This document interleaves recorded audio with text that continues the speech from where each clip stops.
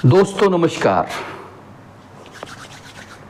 जी हाँ, मेरे प्यारे न्यूज़ 9 लॉन्चर हिंदी न्यूज़ सच है तो दिखेगा। जी हाँ दोस्तों, हमारी थीम सच है तो दिखेगा पर आप देख रहे हैं आपके अपने, जिन्हें आपका प्यार, स्नेह, मोहब्बत और ढेर सारा आशीर्वाद मिल रहा है राजेश के तिवारी राज के खास प्रोग्राम प्राइम टाइम शो को। जी हाँ दोस्तों, यह प्राइम टाइम शो आपको डेली एपिसोड के माध्यम से हर एक छोटी बड़ी मुद्दों से लेकर तमाम वह बातें जो प्राइम स्ट्रीम मीडिया या जो देश का गोदी मीडिया है वह नहीं दिखा रहा है, जबकि सोशल मीडिया पर उन खबरों की धमाचौंगड़ी मची हुई है। जी हाँ दोस्तों, हम निष्पक्षता रहित, निष्पक्षता युक्त होकर हम आप तक औशी अंदर खाने की खबरें प्राइम टाइम शो पर लेकर आते हैं जिन्हें कोई नहीं दिखाता। आज के हमारे इस खास प्राइम टाइम शो में हम आपको देश के हालात और बदलते समीकरणों को लेकर एक विशेष कवरेज पहुंचाने जा रहे हैं। दोस्तों, देश के प्रधानमंत्री नरेंद्र दामोदर दास मोदी तीसरी बार सत्ता में पहुंच तो गए हैं, लेकिन वो अब कैसे यूं टर्न हर चीज़ को लेकर ले रहे हैं, इस पर हम आज आप तक बात करने जा रहे हैं। साथ ही हम आपको अपने न्यूज़ 9 चैनल पर बोलती तस्वीरें भी बताएंगे। तो चलिए दोस्तों, बहनों, भाइयों, आप प्राइम टाइम शो को देखिए। इसके पहले मेरी आपसे अपील, जी हाँ मेरे प्यारे दर्शकों, आज आपके प्यार, स्नेह, आशीर्वाद की बदौलत हम अपने इस प्लेटफार्म को 2 महीने का हो चुके हैं, 2 महीने पूरे हो चुके हैं। 28 जून 2024 को दिन शुक्रवार बेहतरीन नक्षत्र में आपके इस प्यारे प्यारे लोकप्रिय न्यूज़ 9 लॉन्चर हिंदी न्यूज़ को हमने अपनी माँ के कर कमलों से माता की मंदिर में लॉन्च कराया था। जी हाँ, आज हम आपके प्यार स्नेह की बदौलत दिन दूनी रात तरक्की कर रहे हैं। साथ ही अपने इस प्लेटफॉर्म के माध्यम से अंतिम पायदान पर खड़े उन दबे कुचले व्यक्तियों को न्याय भी और अधिकार भी दिला रहे हैं। आपकी बदौलत, आपके प्यार की बदौलत न्यूज़ 9 के दफ्तर पे रोज़ डेली ऐसे पीड़ित व्यक्ति पहुंच रहे हैं जिसको न्यूज़ 9 ऑन द स्पॉट पहुंचकर उनको न्याय दिला रहा है। यह केवल मेरे प्यारे दर्शकों की बदौलत। आप हमें अपना प्यार, स्नेह डंफरों में भर भर कर उड़ेलते रहें, आशीर्वाद देते रहें। आप हमारे चैनल को सब्सक्राइब करें, लाइक करें, कमेंट्स करें और शेयर करें। ये मेल भी करें। मेल के माध्यम से, कमेंट्स के माध्यम से आपके विचार हम तक पहुंच रहे हैं। आपके विचार ही, आपके ही बीच के लिखने वाले हमें आशीर्वाद के तौर पर कमेंट्स बॉक्स में लिखते हैं कि आपकी प्रोग्राम या आपके समाचारों के माध्यम से जो जन कल्याण या जनहितैषी खबरें चलाई जाती हैं वह निश्चय ही प्रशंसनीय हैं। आपको ढेर सारा आशीर्वाद, आप बहुत तरक्की करेंगे। दोस्तों, चलते हैं हम अपने खास प्रोग्राम प्राइम टाइम शो की ओर। जी हाँ, चाय की चुस्कियाँ लेते हुए हम आपको प्राइम टाइम शो की कवरेज करने जा रहे हैं। मोदी जी आखिर कैसे अपने तीसरे कार्यकाल में यूं टर्न ले रहे हैं। जी हाँ दोस्तों, यह एक बात है, इस पर आज चर्चा होनी लाजमी है। सो प्यारे दर्शकों, मोदी सरकार बैकफुट पर तो है ही, साथ ही मोदी सरकार के द्वारा जो बैकिंग की गई है या बैक हुए हैं, उस पर मुख्य बिंदु लेटरल एंट्री। दोस्तों, प्राइम टाइम शो में एक एक शब्द आप सुने, आपको निश्चित ही आपको दिमाग झंझोर देने वाला रहेगा और मज़ा भी आने वाला है। जी हाँ मेरे दर्शकों, जो नरेंद्र मोदी एक अकेला शब पे भारी। जी हाँ,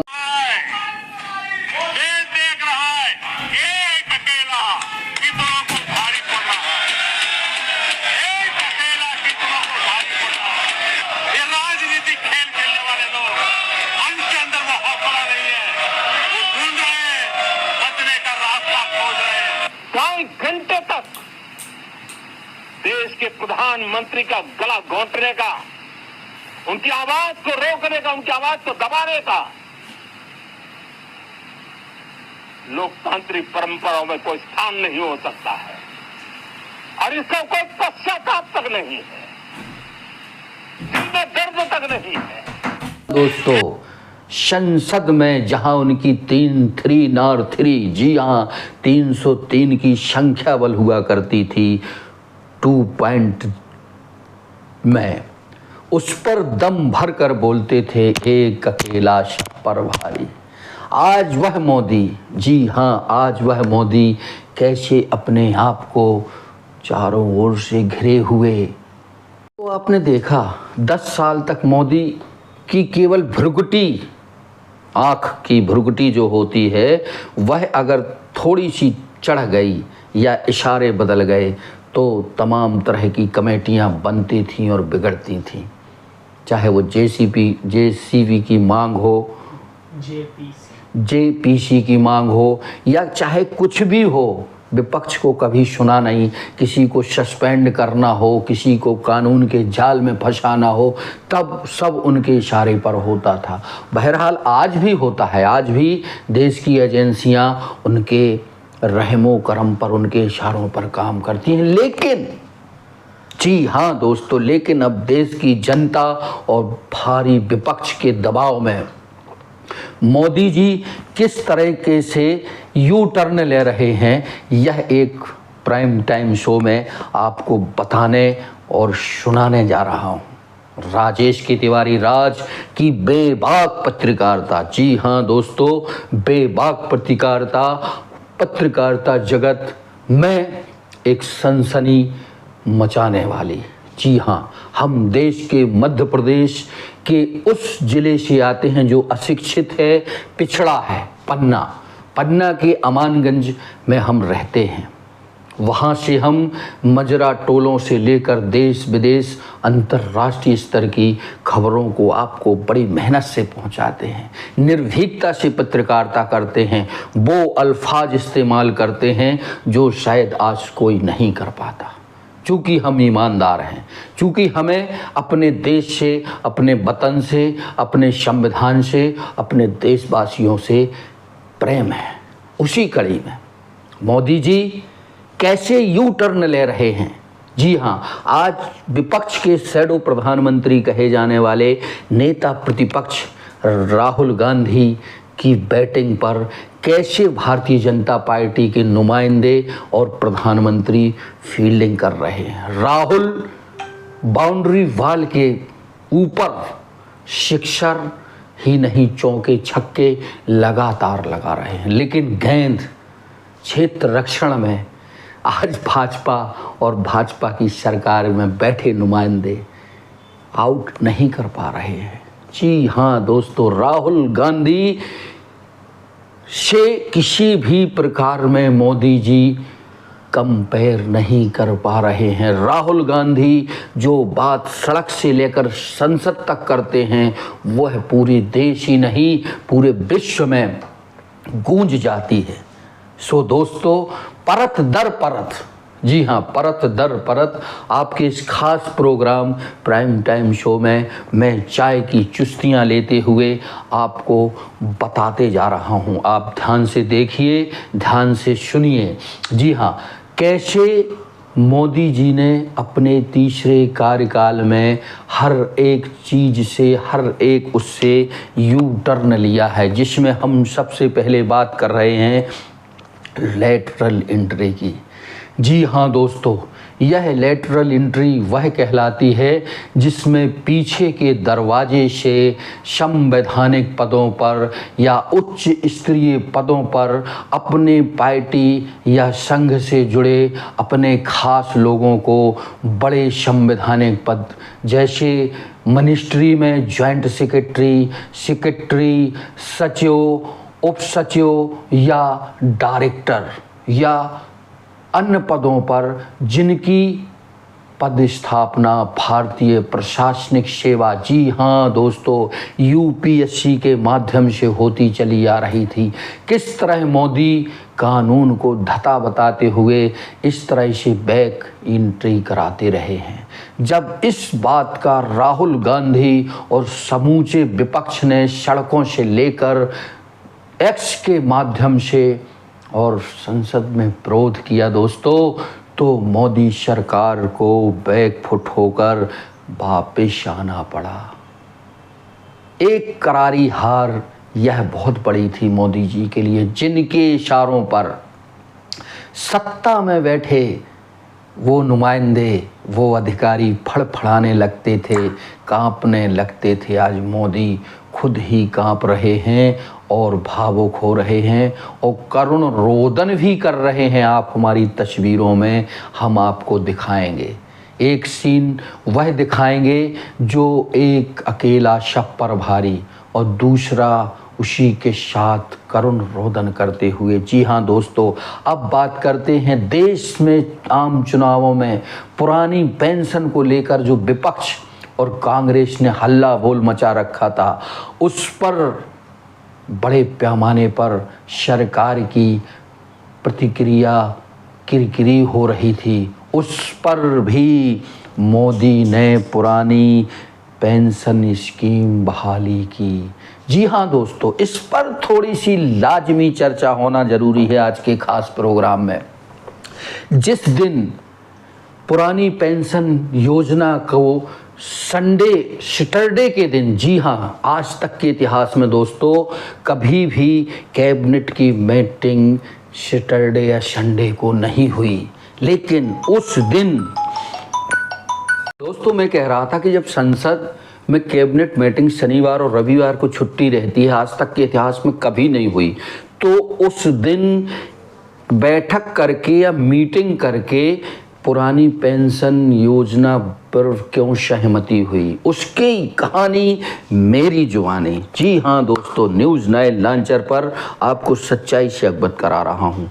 चूँकि उस दिन सांझ ढलने के पहले प्रतिपक्ष का नेता राहुल गांधी, जी हाँ दोस्तों, राहुल गांधी प्रयागराज में एक खचाखच भरे ऑडिटोरियम, जिसकी संख्या बहुत बड़ी थी, उस पर संविधान बचाव को लेकर और तमाम ऐसी गतिविधियों को लेकर बुद्धिजीवियों से लेकर रिटायर्ड न्यायाधीश से लेकर हर एक वो तबके के लोग उसमें थे जो संविधान को बचाने के लिए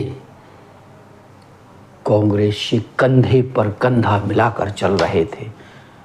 वहाँ बात राहुल गांधी ने भाजपा की दुखती रग पर उंगली धर दी। जी हाँ दोस्तों, जातीय जनगणना, जिसे कास्ट सेंसस कहते हैं, जाति जनगणना, जो राहुल ने एक पकड़ ही नहीं ली है, बल्कि हर उस पर चर्चा कर रहे हैं। साथ ही राहुल ये भी कह रहे हैं कि हमें जाति जनगणना तो चाहिए ही चाहिए, हमें उस पर, जैसे उदाहरण के लिए पिछड़े तबके में नाई की कितनी उपजातियां हैं, बढ़ई, उन्होंने स्किल पर बात की। उनकी मेहनत पर बात की कि असली इंडिया उनके हाथों में उनके स्कल्प है। उस खबर को राहुल गांधी की, जी हां दोस्तों, मेन स्ट्रीम मीडिया और अखबारों की सुर्खियों बनने से रोकने के लिए मोदी और मोदी सरकार ने पुरानी पेंशन योजना की घोषणा की। यह था उसका सार। तो आप डाल तो मैं पात, सह और मात का खेल चल रहा है, जिसमें चौसर जो बिछी हुई है उस पर जो मोहरे राहुल गांधी चल रहे हैं, वो मोहरे शतरंज की बिसात पर भारतीय जनता पार्टी और सरकार के बुरी तरह पिट रहे हैं। कैसे मोदी सरकार बैकफुट पर होकर अपने ही योजनाओं को या अपने ही कानूनों को या अपने ही बिलों को आज वापस ले रहे हैं। अब देखिए ना, जातिगत मुद्दा ऐसा है जो जनगणना वाला है कि इस पर मोदी कार्यकाल के तीसरे काम में भी इनके सहयोगी चिराग पासवान और साथ ही अन्य लोग, चिराग तो खुलकर समर्थन में है कि जाति जनगणना होना चाहिए, भागीदारी होनी चाहिए। राहुल कहते हैं कि 90% देश की आबादी के हाथों में काम नहीं है, उनकी कोई पहचान नहीं है, उनको कोई जानता समझता नहीं है।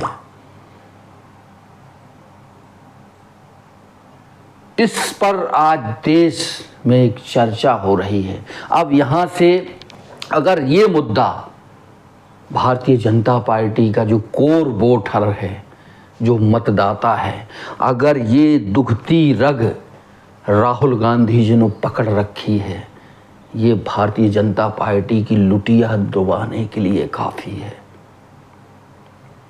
हर एक वर्ग जिनकी भागीदारी कहीं ना कहीं सिफर या माइनस में है, अब जागरूकता बहुत बढ़ गई है, वो कांग्रेस या इंडिया के समर्थन में आएगा। स्पष्ट कहा कि आपको जाति जनगणना करानी होगी, अगर आप नहीं कराते हैं तो आप कुर्सी छोड़िए, दूसरा प्रधानमंत्री कराएगा। राहुल तो ये तक कहते हैं कि पब्लिक ने, जनता ने अपना संकेत दे दिया है, आपको हर हाल में जाति जनगणना करानी होगी और उसमें वर्गीकृत करना होगा। और इसके अलावा दूसरा कदम यह होगा कि हर एक सेक्टर में उनकी भागीदारी सुनिश्चित करनी होगी। अब केवल चंद कारपोरेट घरानों की दम पर यह सरकार और देश चलने वाला नहीं। अब अगर न्यूज़ 9 के इस खास प्रोग्राम प्राइम टाइम शो में कारपोरेट जगत की बात उठी है, तो दोस्तों चलते हैं महाराष्ट्र की ओर। जी हाँ, महाराष्ट्र सहित जो 2 राज्यों में, वैसे 4 राज्यों में चुनाव होने थे, लेकिन सरकार ने निर्वाचन आयोग में बैठे पिट्ठू ने 2 राज्यों में ही इजाज़त दी है। लेकिन आज नहीं, कल चुनाव कराएंगे, आप कराने पड़ेंगे। आपको जो हम तस्वीर बयां कर रहे हैं, वह तस्वीर या सर्वे यह है कि महाराष्ट्र आप हार रहे हैं, उसी की चिंता है। वहाँ की एक नाथ शिंदे सरकार क्या क्या राहुल गांधी के या क्या क्या विपक्षी पार्टियों के स्लोगन या उनके द्वारा बनाए गए मैनिफेस्टो को चुराकर लागू कर रहे हैं। अगर महाराष्ट्र हारे दोस्तों, तो दावे के साथ लिख लीजिए, मोदी और मोदी की सरकार इस देश में नहीं रहेगी। कोई भी कारपोरेट घराना हाथ नहीं दता लेगा, बिल्कुल दोस्तों। और सर्वे कह रहे हैं, चीख चीख कर वहां की जनता, लिख लीजिए, मोदी और मोदी की सरकार इस देश में नहीं रहेगी। कोई भी कारपोरेट घराना हाथ नहीं दतालेगा। बिल्कुल दोस्तों, और सर्वे कह रहे हैं, चीख चीख कर वहां की जनता और मतदाता कह रहे हैं कि बस हद खत्म। शरद पवार, उद्धव ठाकरे और कांग्रेस मिलकर वहां पे जो चुनाव लड़ रहे हैं, सबसे बड़ी बात, खूब फूट डालने की कोशिश की गई लोटस अभियान के द्वारा, लेकिन इनको बिखराव नहीं किया जा सका। इनकी एकता देखिए, इनकी बातें सुनिए। तीन दलों में से किसी को भी मुख्यमंत्री बनने के लिए कोई नहीं कह रहा है। ये होता है मजबूत गठबंधन। इंडिया का कितना मजबूत गठबंधन है वो चुनाव में देखने को मिलेगा। मोदी के हाथ से ये 4 राज्य जाने वाले हैं। आज की तारीख आप लिख लें। राहुल गांधी की जबरदस्त कैंपेन, राहुल गांधी द्वारा जो मुद्दे उठाए जा रहे हैं, जो सड़कों से लेकर संसद तक को जो जाते हैं, कैसे मिलते हैं वो। अब एक आपने देखा होगा, एक ओला ड्राइवर है, एक उपाध्याय करके है, ओला ड्राइवर से कैसे राहुल जी मिले। कोई मिलता है क्या? उसके परिवार में गए, उसके साथ लंच और डिनर किया, उसकी वस्तु स्थिति पूछी। यही वो व्यक्ति चाहता है, जी हाँ दोस्तों, कि देश के छोटे से छोटे मध्यम वर्गीय पायदान पर जो गुजर बसर करके दोयम दर्जे की जिंदगी बिना पहचान के जी रहे हैं, उनको समाज की मुख्य धारा में लाना। जी हाँ दोस्तों, अगर महाराष्ट्र हारे तो सरकार में विदाई तय है। वहीं तीसरा मामला ले लीजिए इस खास शो में, कंगना रनावत। पिछले कार्यकाल में इनकी एक मंत्री हुआ करती थी, बड़बोली मंत्री स्मृति ईरानी। आज थोड़ा सा बड़ा शो होगा, चिंता ना करिएगा।